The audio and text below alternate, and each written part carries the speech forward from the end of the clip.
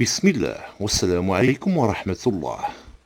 PHL 03 والمعروفة أيضا بالتايب 03 هي النسخة الصينية من راجمات الصواريخ الروسية بإم 30 سميرش.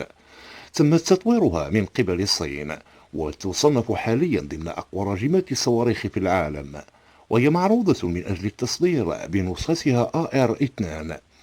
وقد دخلت كتيبة كاملة منها للخدمة في المغرب لتعمل في فرع المدفعية الملكي في الجيش المغربي. احتفظت بنفس مواصفات نظيرتها الروسية المتمثلة في عدد أنابيب الصواريخ المحددة في 12 أنبوب وعيار 300 ملم.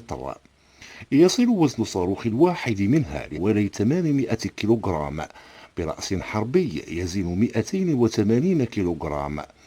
تتحدث بعض المصادر عن كون مدى الصواريخ يصل إلى 150 كيلومتر، والبعض الآخر يجعله في حدود 100 كيلومتر.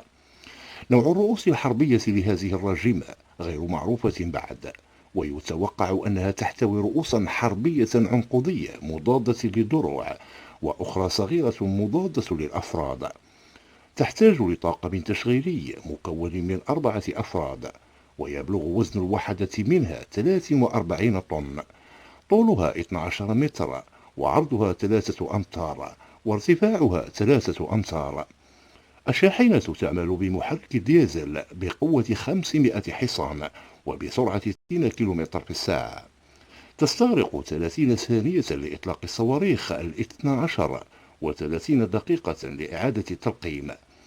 الغرض الأساسي لهذه الراجمة هو تدمير تجمعات العدو في المناطق المفتوحة والمخابئ، مثل المشاة الآلية والدبابات والمدفعية والدروع الخفيفة ومدرجات الطائرات.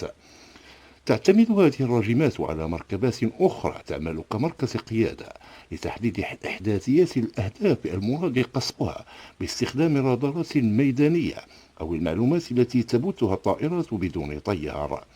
دمتم سالمين وإلى اللقاء.